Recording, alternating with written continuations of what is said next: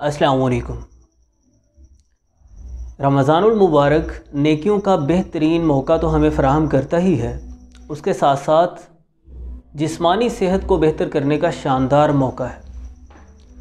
साबिका video में हमने रमज़ानुल मुबारक की मकसदियत और अहमियत पर कुछ बात की, इसके रूहानी फ़वाइद पर बात की। आज की वीडियो में मैं चाहूँगा कि रोज़े के सेहत से मुतल्लिक़ कुछ अहम फ़वाइद आपके सामने रखे जाएँ।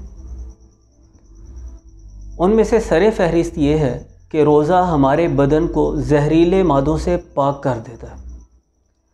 हम अमूमन सहरी और अफ्तारी के वक़्त सॉलिड ग़िज़ा कम खाते हैं और लिक्विड ज़्यादा इस्तेमाल करते हैं। सहरी के वक़्त भी लस्सी वग़ैरह और दही का इस्तेमाल करते हैं। इसी तरह अफ्तारी के वक़्त मुख्तलिफ़ मशरूबात इस्तेमाल किए जाते हैं।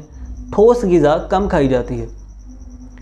इससे बदन डिटॉक्सीफाई हो जाता है, क्लीन हो जाता है, निज़ाम हज़म बेहतर हो जाता है और जिस्म से जहरीले मादे खारिज हो जाते हैं, दौरान खून बेहतर हो जाता है। रोज़े का दूसरा बड़ा फ़ायदा ये है कि ये ज़्यादा खाने की आदत ख़त्म करने में हमारी बहुत मदद करता है।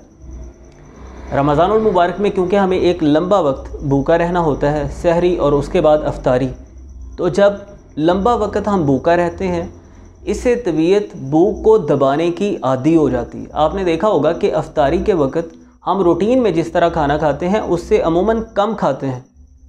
उसकी वजह यही है कि भूखा रहने से मैदा सिकुड़ जाता है, श्रिंक हो जाता है। थोड़ा खाना खाने से हम ख़ुद को सेटिस्फाई फील करते हैं, सैर महसूस करते हैं।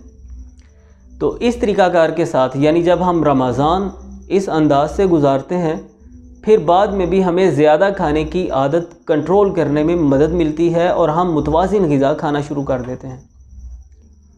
रोज़ा वज़न कम करने का यानी मोटापा ख़त्म करने का बेहतरीन मौका हमें फ़राहम करता है। वो किस तरह? दिन भर हमने कुछ खाना तो होता नहीं, सहरी है और उसके बाद अफ्तारी है, तो सारा दिन हमारा बदन एनर्जी कहाँ से हासिल करेगा?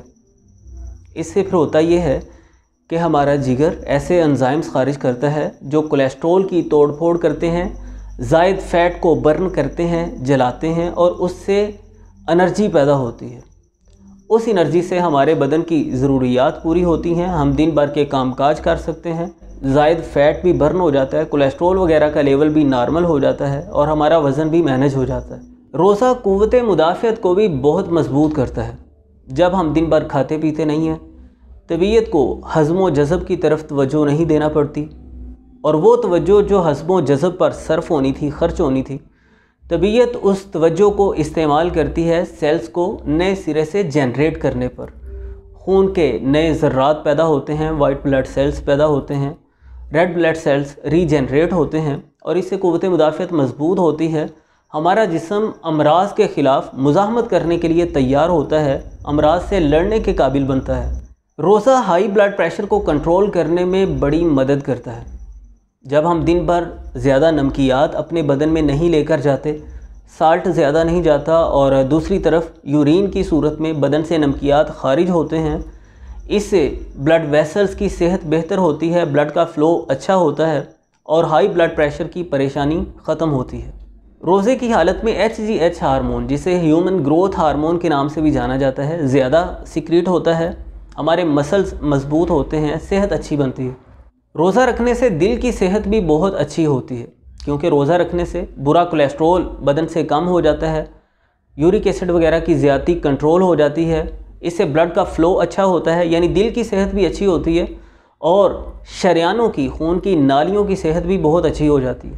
रोज़ा हादसा को बेहतर करता है और याददाश्त को तेज़ करता है, मेमोरी को शार्प करता है क्योंकि बदन में ज़्यादा शुगर नहीं जाती, ज़्यादा कैलोरीज़ और साल्ट नहीं जाते, तो ऐसे में तबीयत को फ़ोकस करने में मदद मिलती है, ज़हनी सलाहियत इंसान की निखर जाती है और ज़हनी तौर पर इंसान तरोताज़ा हो जाता है। रोज़ा डायबिटीज़ टाइप 2 के ख़तरात को कम करता है। रोज़े की हालत में बदन में ग्लूकोज लेवल स्टेबलाइज्ड हो जाता है जिसके नतीजा में इंसान शुगर के ख़तरात से महफूज रहता है। रोज़ा बुढ़ापे के अमल को सुस्त करता है। रोज़े की हालत में गैर ज़रूरी खलियात में कमी होती है और नए खलियात पैदा होते हैं और रोज़े की हालत में जिस्म ज़्यादा कोलेजन तैयार करने के काबिल होता है जिससे जिल्द चमकदार और इंसान सेहतमंद नज़र आता है। और बुढ़ापे की तरफ बढ़ने का जो सफ़र होता है उसमें भी काफ़ी ठहराव आ जाता है। रोज़े के सेहत से मुतल्लक़ फ़वाइद की एक लंबी फहरिस्त है। ये सिर्फ़ कुछ निकात आपके सामने रखने का मकसद ये है कि अल्लाह रब्बुल इज़्ज़त ने अपने बंदों पर जो भी शरई अहकाम लागू किए हैं उनमें हिकमतें हैं और बंदों का अपना ही फ़ायदा है। वो अलग बात है कि हम शरीयत के बाज़ अहकाम की हिकमतों तक पहुँच पाते हैं, बाज़ अहकाम की हिकमतों तक हम नहीं पहुँच पाते, लेकिन कोई भी चीज़ हिकमत और फ़वाइद से खाली नहीं। अल्लाह रब्बुल इज़्ज़त ने अपने बंदों पर अगर कुछ लाजिम किया है उसमें बंदों का ही फ़ायदा है।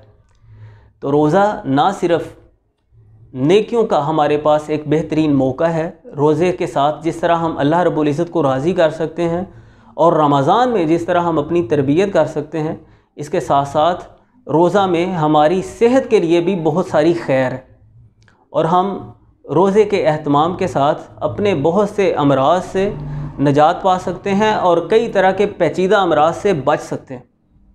उम्मीद करता हूँ कि ये कुछ बातें आपके लिए फ़ायदेमंद साबित होंगी इंशाअल्लाह, और आप ज़रूर इन्हें दोस्त अहबाब के साथ भी शेयर करेंगे।